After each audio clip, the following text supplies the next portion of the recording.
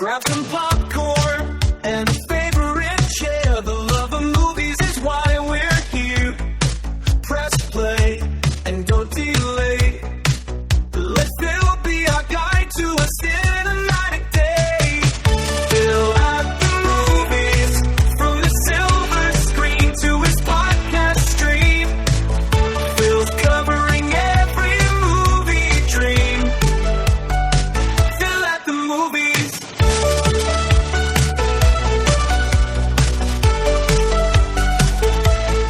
Phil at the movies. Hi, everybody. Welcome back to another episode of Phil at the Movies. As always, I am your host, Phil, and you are listening to show number 177 of this ongoing podcast that is, you guessed it, for the love of movies. And today, I have two films to talk about with you. Two films from A24 Studios, no less. Two films garnering a lot of discussion. They have come out over the last few weeks to months, and one, I have to say, is worthy of all of the discussion and praise of it being one of the best films of the year. The other film I was equally as interested in, equally as excited to see, and I found it to be a bit more of a letdown, but I will keep you in suspense a little bit longer. At this time, if you could rate and review this podcast on Apple, it would help a great deal with the pesky algorithm and getting this podcast into as many ears as possible. That sounds a little strange saying that, but you get the sentiment and idea. And as always, I want to thank you for taking the time to listen to this show. It means the world to me. 177 episodes in. None of it would be possible without your support, your friendship, this cinematic community that we have created together, this cinematic journey we have been on together. It is all thanks to your support, your encouragement, your friendship, and yes, your love for movies, just the same as my love for movies. So thank you, thank you, thank you. And now, without any further ado, let me begin with my reviews of Friendship and Sorry Baby.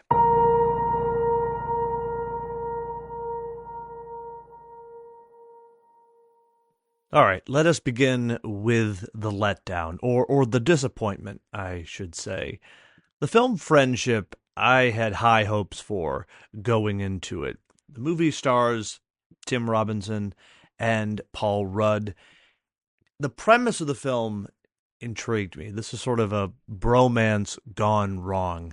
And in the film, a suburban dad, Craig, played by Tim Robinson, falls hard for his new neighbor, Austin Carmichael, who happens to be a local weatherman on the TV. And he's charismatic and sort of has the life that Craig has always wanted.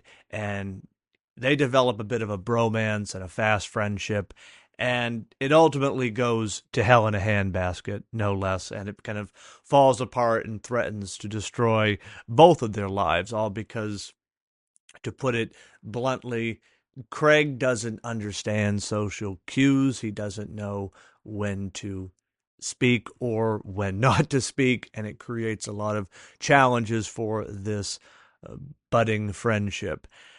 I had high hopes, as I said, because just based on the cast of Paul Rudd and Tim Robinson, I really thought, okay, this is going to be something special. And the premise itself intrigued me because it's sort of a kind of a look at, in a satirical way, almost a black comedy on the bromance phenomenon and sort of the nature of friendships and kind of, you know, people who try too hard. I think we've all been in those situations or experiences with friends or potential friends, or maybe even been in someone like Craig's shoes before, where we're trying to sort of ingratiate ourselves to somebody, trying to become their friend or vice versa, and it just doesn't go right. It just seems to fall apart. And while that is I think a clever idea, and the film does have some moments that stand out. Again, the humor in it is rather dry and subdued, which is it works because you have sort of two different comedic styles with Paul Rudd and Tim Robinson, but the film just sort of falls apart for me, and I never could quite decide, is this meant to be a full-on satire? Is it meant to be somewhat of a tragedy? There are moments in the film where I could see the shining glimmer of brilliance. I said, okay, they're on to something here. But then it sort of takes a few left turns and a few right turns and then ends up going in circles more or less. And there's even a sort of almost a Joker element to it, or a kind of a quasi King of Comedy element, which I suppose it works if you were just looking at this film as a satire, but it sort of tries to have its cake and eat it too. It's not a bad film by any stretch of the imagination. Again, I think the premise and the hook are intriguing, but it's the ultimate execution here. And I think kind of it wants to be this sort of big, elaborate sort of statement on friendship, on bromances, on sort of life in suburbia, but there's too much going on. There's a few too many threads. There's some elements with Craig's wife, played by Kate Mara, which sort of connect, but then never really develop or go anywhere meaningful. I don't know. This was a disappointment for me. And again, I had high hopes for it because the trailers, I thought, gave a good idea that, okay, this is going to be something kind of funny, but also out there, but also could be a little poignant at the same time. And it just sort of fell flat for me. Definitely a movie that has great ambitions, but just never manages to rise to the level that it sets out for itself. So that is the first film for today, Friendship. Again, was really looking forward to this film, but it just did not work for me, which again, that's life, it happens. But I would say with this movie, if you were maybe on the fence of seeing it, because it didn't have a long theatrical window, I would say, I mean, if you are truly invested and curious, fine, go and check it out. But would I recommend this movie? No. I was watching it with a few other people, and they were bored throughout the entire runtime. It's not that long. It's about an hour and 40 minutes. But even I could acknowledge it sort of loses its energy and momentum. So I would definitely say skip this one, but don't skip this next film. Again, from A24, and it's Sorry Baby.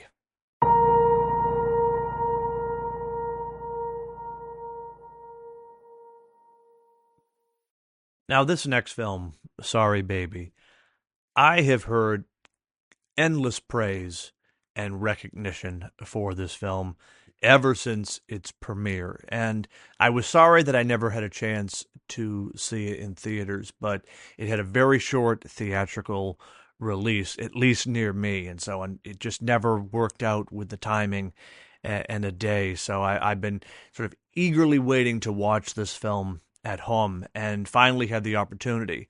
And I must say, I was a little, I would say skeptical, but the praise I have heard for this film is through the roof, with many calling it one of the best films, if not the best film of the year. And not that I sort of dismiss those calls, but you sort of wonder, okay, is this a situation where the expectations are already set so high, the film will never be able to match that? Well, I can comfortably say that the expectations were met with this film, and all of the praise, all of the recognition is warranted. Sorry Baby is easily in the running for one of the best films of the year. I found this movie to be extremely impactful and powerful, absolutely powerful. And for it being a directorial debut for Eva Victor, what a phenomenal start. They have hit it right out of the park with this film. And in addition to not only directing, but writing and starring in the film, playing the character Agnes Ward, a part-time literature professor who is attempting to piece together her life after a traumatic event occurs while in grad school. I mean, if this is the first film by Victor, I can't wait to see the second, the third, and so on, because this movie, it's a gut punch, but it is surprisingly, I don't know if uplifting is the word, because there is a lot of heavy and emotional themes going on in this film, but there is a bit of a silver lining, if you will, a light at the end of the tunnel, a a kind of a feeling that you may find that pot of gold at the other end of the rainbow after a terrible rainstorm. Now, let me set up the film for you. And there will be some spoilers, so if you haven't seen the movie yet and you want to savor this experience, I totally understand stepping away from the podcast, and you can revisit it after you've seen the film. All right, now that I've put that out there for the disclaimer, the premise of the film, as I said, involves Agnes, who is a part-time literature professor at a local college in some New England town. And I'll just start right off the bat. The cinematography of this film is breathtaking. Growing up in New England, being from this area, I really felt the movie captures both the tone and the look, if you will, of a small New England college town. And again, being someone who did go to a small college town, again, this really hit home in a lot of ways, just from the an iconography standpoint, and even the characters, sort of the locals in the movie. There's never that forced New England accent, or some might say a Massachusetts accent, that sometimes a lot of movies go over the top with. Everything felt real and grounded. In addition, the film makes a use of wit and humor to really make it an accessible story in a way, because, as I said, there's a lot of heavy themes and topics in this movie, which I think without the use of kind of black comedy, it would really be a depressing affair. But there's sort of that New England wit, if you will, the dry humor, a lot of it coming directly from Agnes, that sort of allows us to breathe, if you will, and allows the story to sort of take on a lighter tone, even as it's dealing with all of these complex ideas and situations.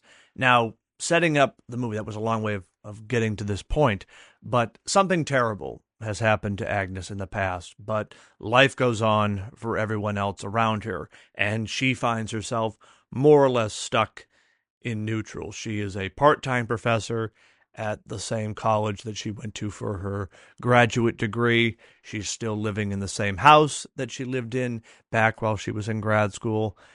Life has moved on around her, and her best friend, Liddy, played by Naomi Ackie, she is on the verge of having an important milestone in her life. She's about to have a baby, and it's through that announcement that Agnes realizes how her life has been stuck and how she has been stuck in this situation as a result of what happened to her in grad school. And it's sort of a story of her working through her pain and trauma and pulling herself out of it and trying to find a way to rebuild a life after everything falls apart in a rather quick and sort of instant way.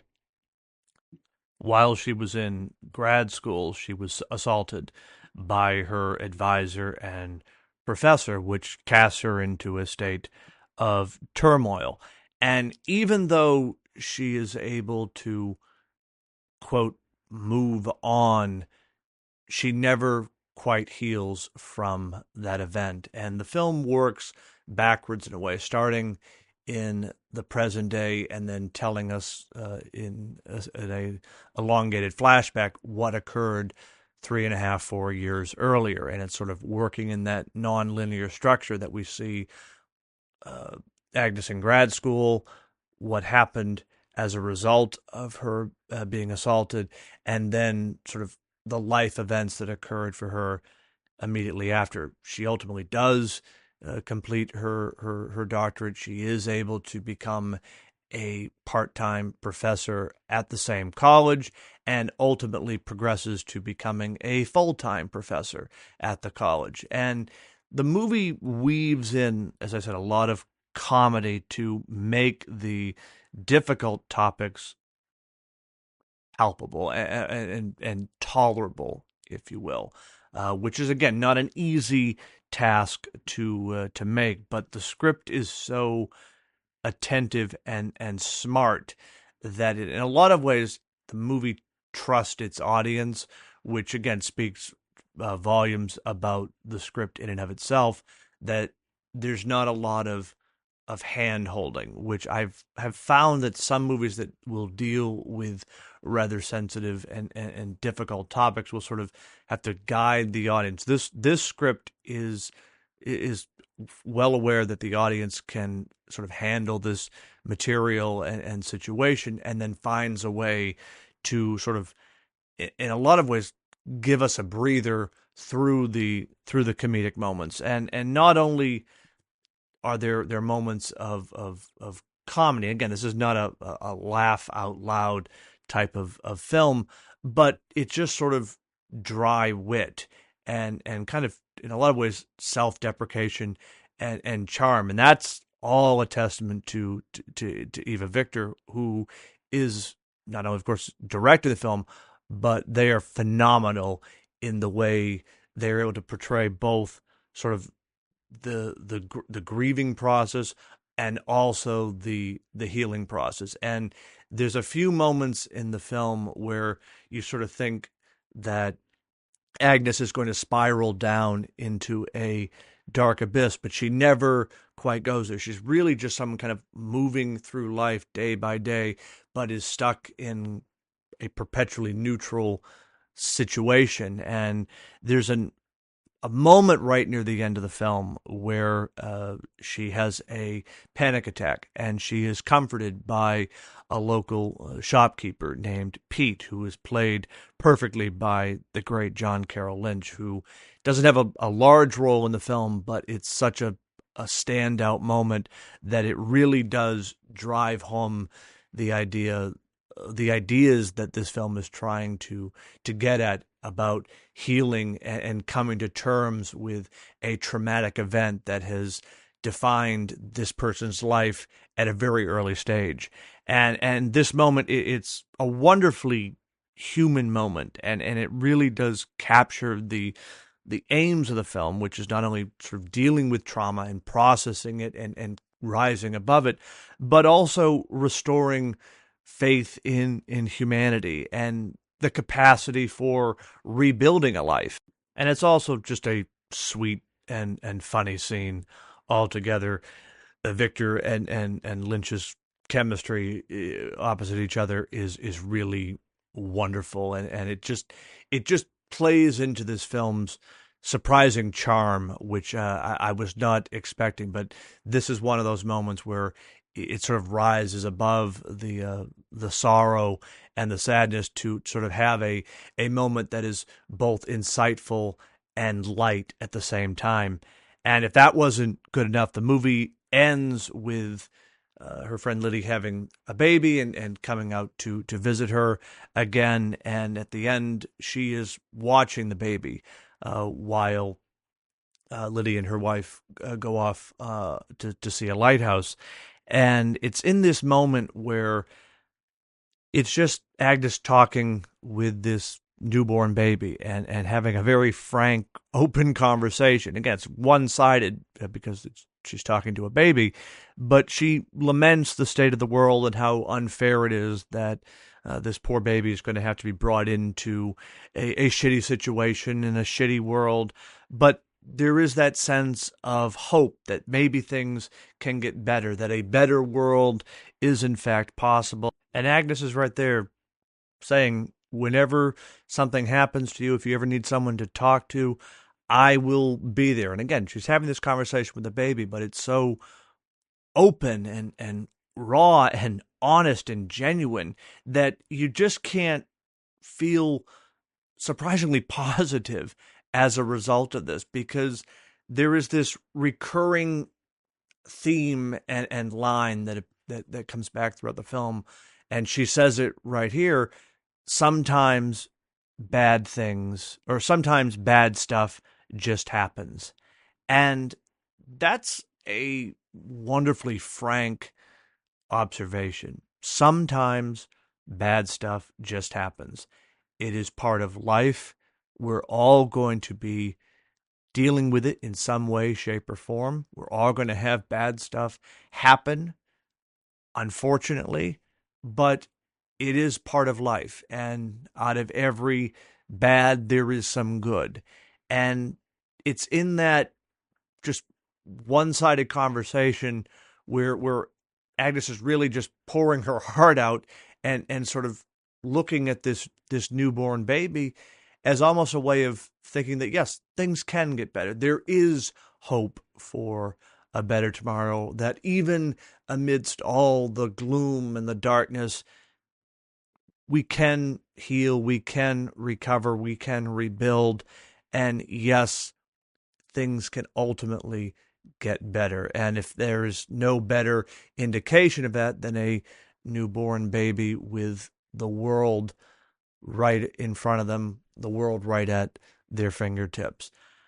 Again, such a surprising and uplifting film, despite the heavy subject matter and the themes that are going on here. But Victor crafts a story that works on many levels and layers, and it stays with you. This film has stayed with me since I watched it the other night. It is a true gem, and I am looking forward to watching this director in the future and seeing what else they put out 2, 3, 4 films down the line. Because of this, again, this being the debut movie, the sky is truly the limit. But the ability to work in really complex and dire themes, but also to spin it in a way where there's wit and charm and an uplifting message at the end of it, utter perfection. And I have no notes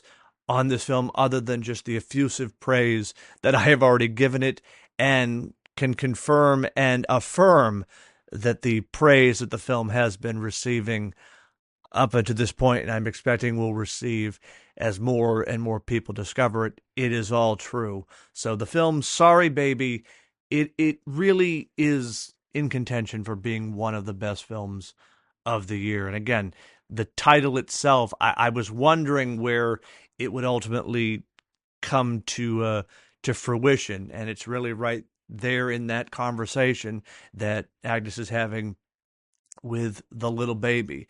And in a lot of ways, it's both an apology, but it's also an acknowledgement of reality that, yeah, sometimes bad stuff is going to happen, but it doesn't have to be a be-all and end-all. And I think that is a really impactful and powerful message that we all need in our lives. And the fact that, again, a movie is able to deliver that on such a spiritual level and kind of a larger esoteric level is really all the more profound and wonderful. So, Sorry Baby, highly recommend this film. It's from A24 Studios, and yeah, I will continue to sing the praises for this film all the rest of the year, because it is that good, a true gem of a movie. On that note, everybody, thank you as always for tuning in for another episode. That does it for me today. I'll be back next week where we'll do this all over again for the love of movies. Feels covering every movie dream. Feel at the movies makes every movie